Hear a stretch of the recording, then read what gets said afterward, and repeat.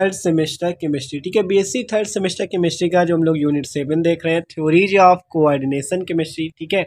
तो आज हम इसमें देखेंगे, देख सकते हो क्वेश्चन आपका इंपॉर्टेंट क्वेश्चन देखेंगे कि क्रिस्टल क्षेत्र सिद्धांत के अनुसार MnCn का होल 6 ऊपर लगा 3 माइनस में अयुग्मित इलेक्ट्रॉनों की संख्या ज्ञात कीजिए। किस सिद्धांत के अनुसार? क्रिस्टल फील्ड थ्योरी CF, ठीक है, आपका क्रिस्टल फील्ड थ्योरी के द्वारा, ठीक है, CFT थ्योरी के द्वारा हमें करना क्या है, आपको इस संकुल को हमें अयुग्मित इलेक्ट्रॉन इसमें बताने कितने होंगे, ठीक है। तो बहुत ही आसान है ये बताना, ठीक है। आपको जरूरी नहीं यही क्वेश्चन एग्जाम में पूछा जाए, और भी कोई पूछा जाए तो आप आसानी से बता सको, ठीक है। तो भाई प्लीज वीडियो को लास्ट तक देखना, बहुत ही आसानी से हम लोग समझने वाले हैं, ठीक है। तो चलो बात करते हैं क्रिस्टल क्षेत्र सिद्धांत के अनुसार, इसमें हम इस संकुल में, इस उपसंयोजन यौगिक में अयुग्मित इलेक्ट्रॉनों की संख्या बताते हैं, ठीक है। तो देखो, हमें CFT सिद्धांत वाला वीडियो अगर आपने देखा होगा तो आपको ये क्वेश्चन बहुत अच्छे से समझ में आने वाला है, ठीक है। तो वो वीडियो भी देख लेना और इसमें भी आपको अच्छे से समझाएंगे, ठीक है। तो देखो, आपको उपसंयोजन यौगिक दिया गया है Mn, यहाँ पे लिखा है Cn का होल 6 3 माइनस, ठीक है, इतनी बात दी है। अब आपको एक चीज तो यहाँ पता होगा, क्या क्या पता होगा यहाँ पे आपको? ये तो पता होगा यहाँ पे ये सेंटर एटम है, मतलब कि केंद्रीय धातु परमाणु है, और ये जो Cn है ये क्या है? लिगेंड। केंद्रीय धातु परमाणु से जो लिगेंड होता है उपसहसंयोजक बंध द्वारा जुड़ा होता है, इतना पता है ना। ये सेंटर एटम हो गया, ये लिगेंड हो गया, इतनी बात पता है। अब आगे देखो कैसे करना है। तो देखो, हमने सिंपल किया क्या यहाँ पे, आपका ये जो है इस पे हमने क्या किया, इसकी आपका जो केंद्रीय धातु परमाणु, इसकी ऑक्सीडेशन नंबर आपको निकाल लेनी। सिंपल क्या करना है, बस इसकी ऑक्सीडेशन नंबर मतलब ऑक्सीकरण संख्या निकालनी है, ठीक है।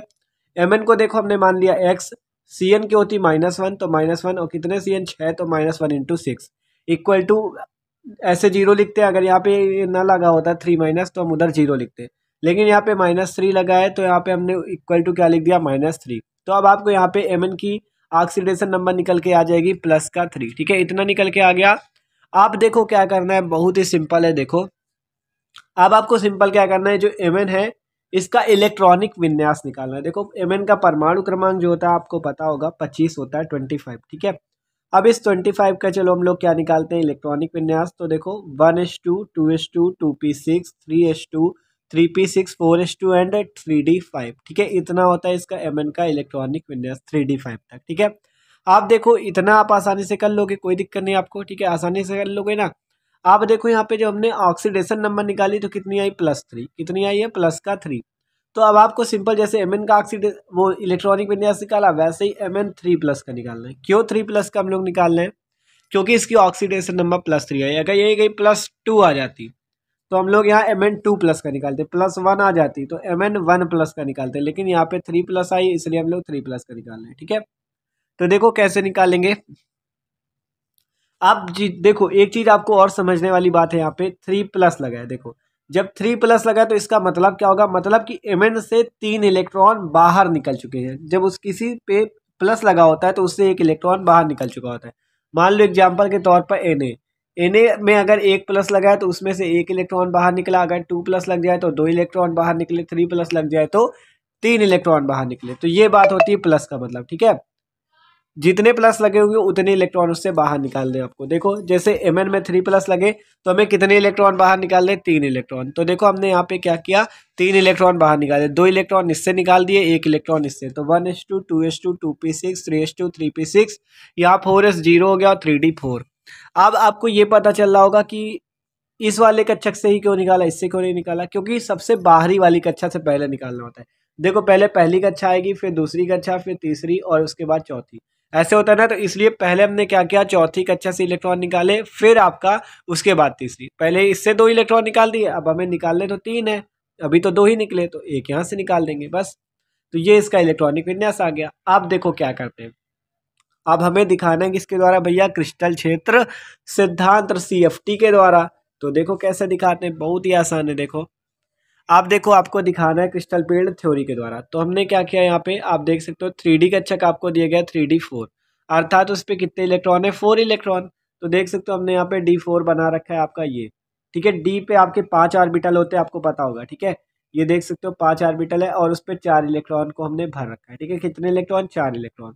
अब आपको पता है क्रिस्टल क्षेत्र सिद्धांत के अनुसार क्या पता है, देखो क्या पता है आपको क्रिस्टल क्षेत्र सिद्धांत के अनुसार, ये जो आपकी इतना ये दो आपके कक्षक, ठीक है, ये जो आपके ये तीनों हैं ये, और ये दोनों क्या होते हैं, अलग अलग हो जाते हैं। देख सकते हो ये 3 जो है आपके, ये अलग हो गए, ये आपके, ठीक है, और ये जो 2 है ये इधर आ गए। तो जो इधर आपकी ये तीनों अलग हुए इनका नाम होता है T2G, और ये जो इधर लास्ट वाले इनका नाम होता है EG, ठीक है। ये आपको पता होगा, ठीक है। तो आपने अगर क्रिस्टल क्षेत्र सिद्धांत वाला वीडियो देखा तो बहुत ही आसानी से समझ में आ जाएगा, ठीक है। तो प्लीज भाई उसको जरूर देख लेना, ठीक है। तो देखो ये इस पे क्या हुआ, ये तीनों आपके अलग टूट के अलग हो गए, ठीक है, जिसका नाम हुआ T2G, और ये वाले इसका नाम हो गया EG, ठीक है। इतनी बात समझ में आ गई। आप देखो क्या होगा यहाँ पे, हमें भरने कितने इलेक्ट्रॉन, 4। तो पहले आपके इस T2G वाले में होंगे, ठीक है, पहले इसमें भरे जाएंगे, ठीक है। तो देखो कितने इलेक्ट्रॉन भरने, 4। तो जब आप इस पे 4 इलेक्ट्रॉन भरोगे, आपके 3 कक्षक, तो पहला एक इलेक्ट्रॉन ये आया, फिर दूसरा, फिर तीसरा और फिर चौथा। जब मतलब इस पे सारे इलेक्ट्रॉन भर जाएंगे तब आपको EG में भरना है। अगर यहीं पे हमें कितने 8 इलेक्ट्रॉन भरने होते तो कैसे भरते, देखो 4 ये आ गए, अब 5वां ये हो जाता, ये 6 हो जाता, अब जो 2 बचे वो आपको इसमें भरने होते, ठीक है। ये आपको मतलब समझाने के लिए बता रहे हैं कि पहले आपको इसके वाले इलेक्ट्रॉन, इस पे ये जो तीनों खाने इससे, इन पे इलेक्ट्रॉन भर देना। जब इस पे भर जाएंगे तब इसका नंबर आएगा EG का, ठीक है। तो पहले T2G में भरना है, फिर EG में। तो ये बात होती है। तो देखो 4 इलेक्ट्रॉन भरने थे, हमने 4 इलेक्ट्रॉन इस पे भर दिए T2G में।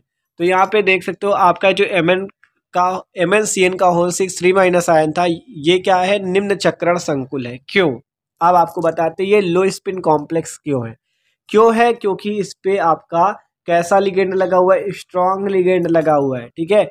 आपको हमने इसके पहले वाले वीडियो में भैया आपको लो spin complex and high spin complex के बारे में भी बता रखा है, तो वो वाला वीडियो भी देख लेना, ठीक है। तो मतलब अगर आप सीरियल से वीडियो देखते आ रहे हो तो बहुत अच्छे से समझ में आएगा, ठीक है। तो ये आपका स्ट्रॉन्ग लिगेंड है। और दूसरी बात, इसमें हमें इलेक्ट्रॉन भी कैसे मिल गया, नॉन पेयर, ठीक है, जिसपे पेयर आपके मतलब अयुग्मित इलेक्ट्रॉन, ठीक है, जिसमें युग्म नहीं, अकेला इलेक्ट्रॉन। तो जिसपे अयुग्मित इलेक्ट्रॉन होते हैं और जिसपे प्रबल लिगेंड होता है उसे हम लोग लो स्पिन कॉम्प्लेक्स कहते हैं, ठीक है। और अगर इसी पे अयुग्मित इलेक्ट्रॉन ना होता तो वो हाई स्पिन कॉम्प्लेक्स होता है, ठीक है। ये बात भी याद रख लेना, ठीक है। तो इस पे ये जो अकेले अकेले इलेक्ट्रॉन है तो इनको हम लोग कहते हैं अयुग्मित इलेक्ट्रॉन, नॉन पेयर इलेक्ट्रॉन्स, ठीक है। ये बात होती है। तो देख सकते हो यहाँ पे आपको बताया गया D4 का इलेक्ट्रॉनिक विन्यास कितना है, T2G, जिसपे 4 इलेक्ट्रॉन थे, और EG वाले पे 0 इलेक्ट्रॉन थे, ठीक है। T2G पे कितने इलेक्ट्रॉन थे भाई, 4 इलेक्ट्रॉन थे, देख सकते हो। और EG पे कितने इलेक्ट्रॉन थे, 0, ठीक है। क्यों, आपने देखा ना T2G पे 4 इलेक्ट्रॉन कैसे थे, हमने अभी 4 भर के दिखाया आपको, और EG पे 0। तो आप बात करें MnCN का होल 6 3- आयन में अयुग्मित इलेक्ट्रॉनों की संख्या कितनी हो जाएगी, 2। कितने इलेक्ट्रॉनों की संख्या हो जाएगी, 2। कैसे, आपने देखा, ठीक है, देख सकते हो, एक इलेक्ट्रॉन ये अयुग्मित, एक इलेक्ट्रॉन ये अयुग्मित, ठीक है। तो ये बात होती है आपकी, कैसे हमने क्रिस्टल क्षेत्र सिद्धांत से आसानी से इसको बता दिया, ठीक है, देख सकते हो आप। तो 2 इलेक्ट्रॉन इस पे कितने आ चुके हैं, अयुग्मित। आपसे ही कहा गया था ना कितने इलेक्ट्रॉन अयुग्मित है, अयुग्मित इलेक्ट्रॉनों की संख्या बताओ।